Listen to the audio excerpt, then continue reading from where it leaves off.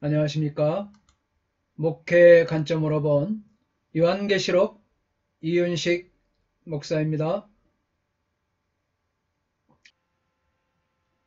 시간적 관점에서 본 요한계시록의 해석입니다. 해석에 있어서 어느 시대를 가리키는 것인가? 과거적 해석법, 역사적 해석법, 또 미래적 해석법, 이상주의적 해석법 이렇게 네 가지로 나눠 볼 수가 있습니다. 요한계시록은 그 특유한 상징적인 성격 때문에 해석법의 이해가 중요합니다. 요한계시록을 해석하는 데 있어서 요한계시록에 묘사된 내용이 어느 시대의 사건들을 가리키는가 하는 문제입니다. 이 사건이 1세기 당대의 시간적 사건을 가리키는 것을 바로 이 과거적 해석법이라고 할 수가 있습니다. 역사적인 해석은 교회사의 요한계시록의 여러 단락이 교회사의 전 과정을 서술한다는 주장입니다. 이게 역사적 해석법입니다.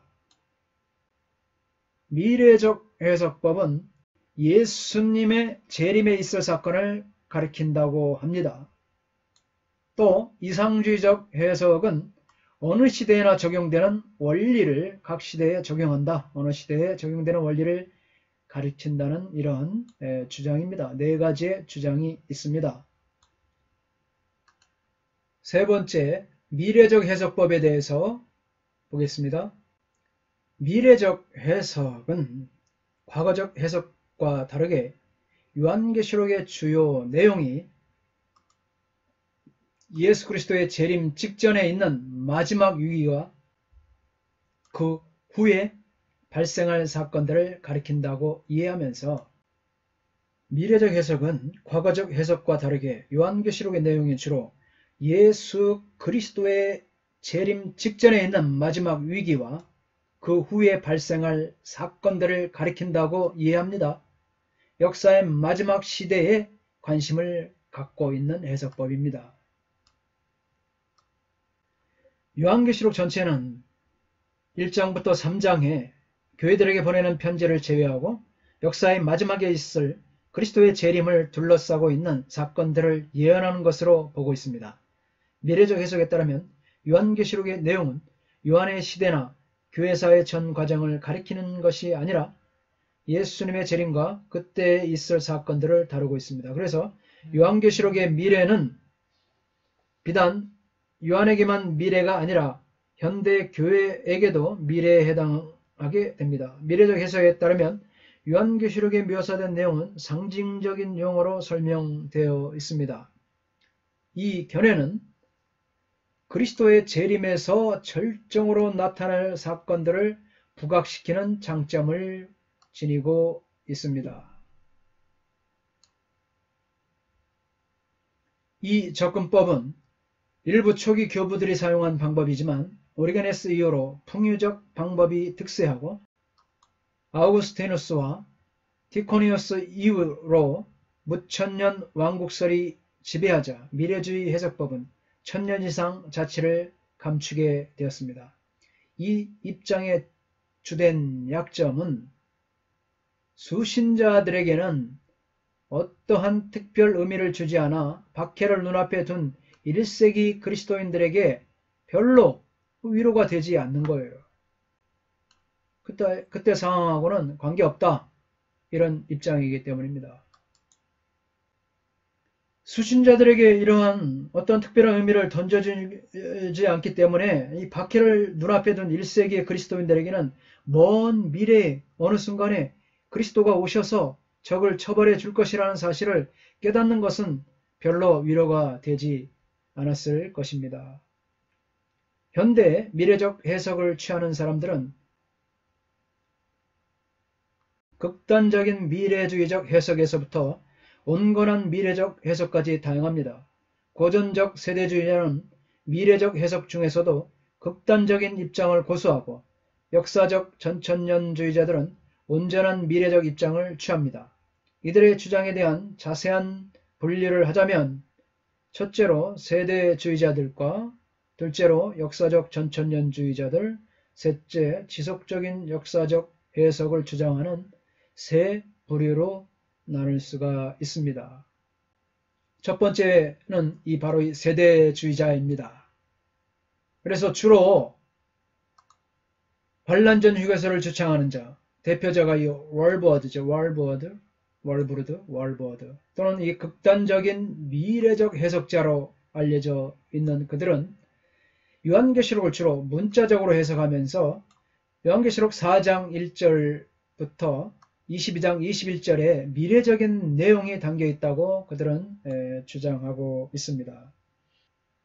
그래서 월버드는 요한계시록의 많은 부분이 미래적인 내용으로 예언으로 구성되어 있으며 예언의 중요한 주제들을 모은 책이라고 주장합니다. 그는 하나님의 두 가지 계획을 주장합니다. 하나는 교회를 향해 가지신 하나님의 계획 2장부터 3장이고 다른 하나는 이스라엘을 향해 가지신 하나님의 계획 이스라엘과 관련이 있는 임봉과 나팔입니다.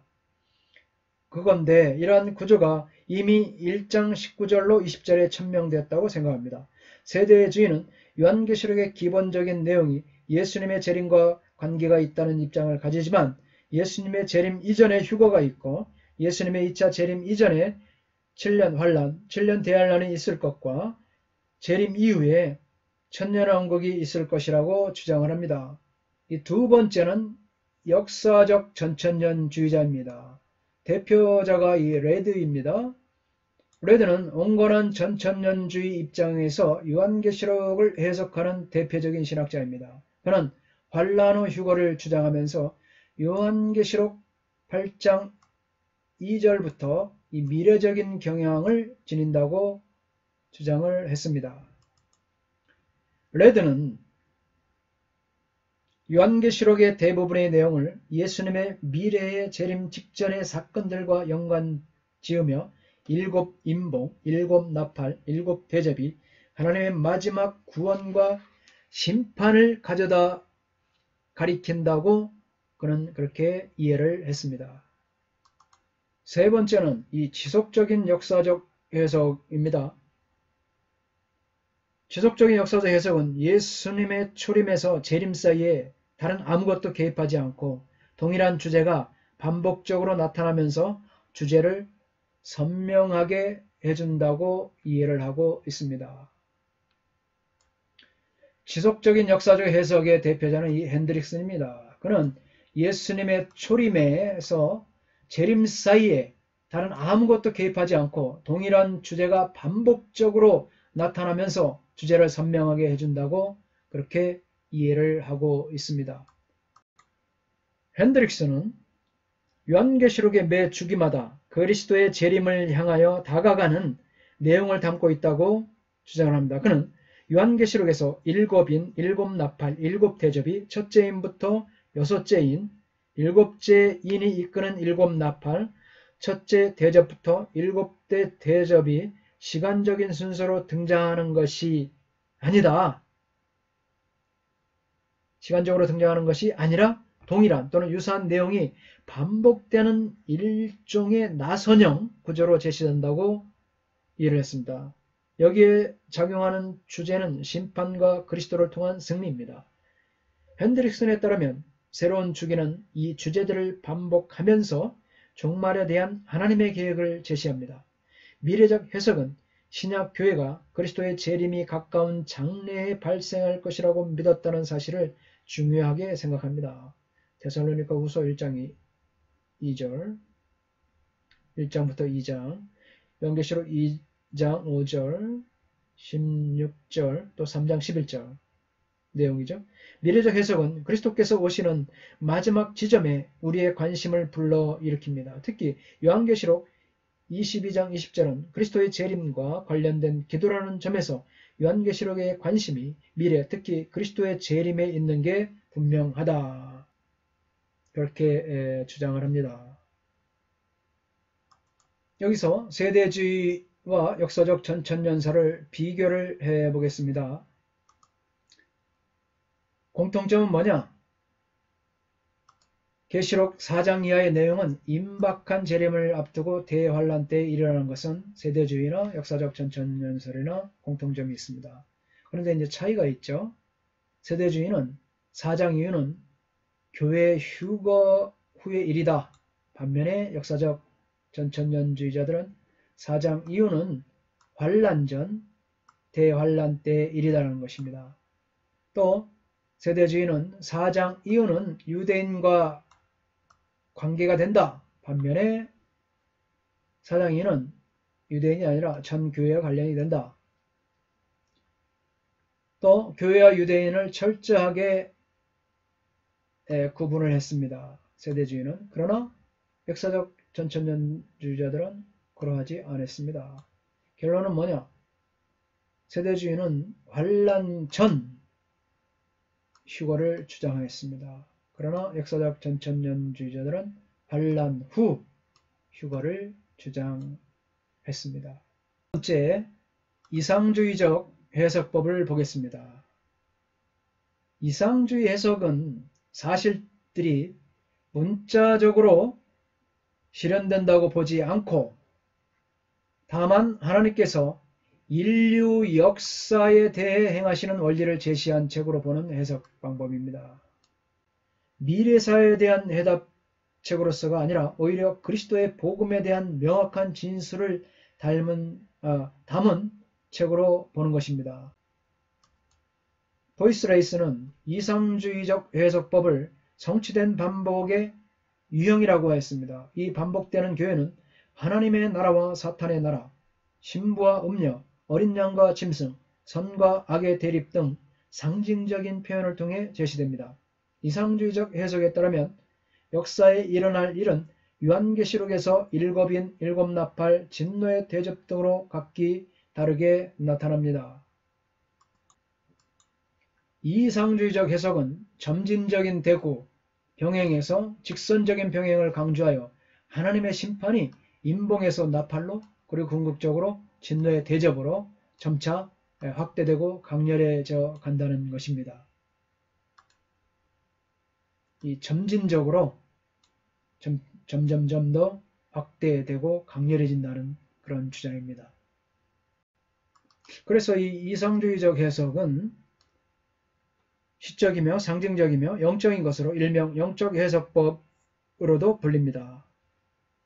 이상주의 해석의 주요한 견해는 다시 한번 말씀드리면 그리스도의 초림과 재림 사이에 교회에 관심을 둔다는 것입니다. 또 교회 역사 전체에 걸쳐 항상 펼쳐지는 하나님의 악, 교회와 세상 간의 싸움에 관심을 둡니다. 그래서 천년왕국은 미래의 사건이 아니라 교회 시대를 묘사하는 요한계시록의 마지막 순환을 가리키고 있다는 것입니다. 이 해석의 강점을 보면 요한계시록 신학의 중점, 이 해석의 강점은 요한계시록 신학의 중점을 두며 항상 교회와 관련시키고 요한계시록의 상징적 성격을 강조합니다.